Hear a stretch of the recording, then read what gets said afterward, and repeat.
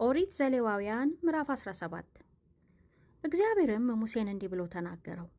ለአሮንና ለልጆቹ ለእስራኤልም ልጆች ሁሉ እንዲህ ብለህ ንገር፣ እግዚአብሔር ያዘዘው ይህ ነው።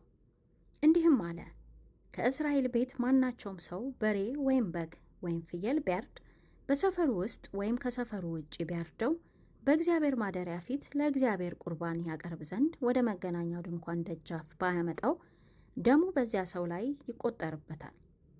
ደም አፍስሷል፣ ያም ከሕዝቡ ተለይቶ ይጥፋ።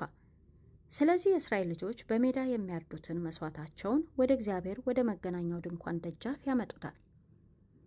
ወደ ካህኑም አምጥተው ለእግዚአብሔር ለደህንነት መሥዋዕት ይሰዉታል።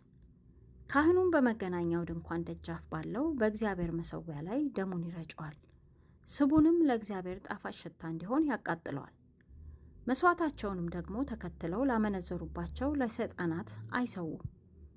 ይህ ለእነርሱ ለልጅ ልጃቸው ለዘላለም ሥርዓት ይሁን። ለእነርሱም እንዲበላቸው ከእስራኤል ቤት በመካከላቸውም ከሚኖሩ እንግዶች ማናቸውም ሰው የሚቃጠል መሥዋዕት ወይም ሌላ መሥዋዕት ቢያቀርብ ለእግዚአብሔር ይሰዋ ዘንድ ወደ መገናኛው ድንኳን ደጃፍ ባያመጣው ያ ሰው ከሕዝቡ ተለይቶ ይጥፋ። ከእስራኤልም ልጆች ወይም በመካከላቸው ከሚኖሩ እንግዶች ማናቸውም ሰው ደም ቢበላ ደም በሚበላው በዚያ ሰው ላይ ፊቴን አከብድበታለሁ፣ ያንንም ሰው ከሕዝቡ ለይቼ አጠፋዋለሁ። የሥጋ ሕይወት በደሙ ውስጥ ነውና ደሙም ከሕይወቱ የተነሳ ያስተሰርያልና በመሠዊያው ላይ ለነፍሳችሁ ማስተሰሪያ ይሆን ዘንድ እኔ ለእናንተ ሰጠሁት። ስለዚህ የእስራኤልን ልጆች ከእናንተ ማንም ደምን አይበላም፣ በመካከላችሁ ከሚኖሩ እንግዶች ማንም ደምን አይበላም አልኩ። ከእስራኤልም ልጆች በመካከላቸውም ከሚኖሩ እንግዶች ማናቸውም ሰው የሚበላ እንስሳ ወይም ወፍ እያደነ ቢይዝ ደሙን ያፈሳል፣ በአፈርም ይከድነዋል።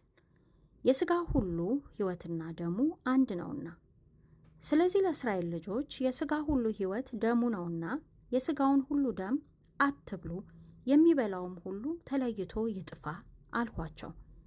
የሞተውንም ወይም አውሬ የሰበረውን የሚበላ ሰው ሁሉ የአገር ልጅ ወይም እንግዳ ቢሆን ልብሱን ያጥባል፣ በውሃም ይታጠባል፣ እስከ ማታም ርኩስ ይሆናል።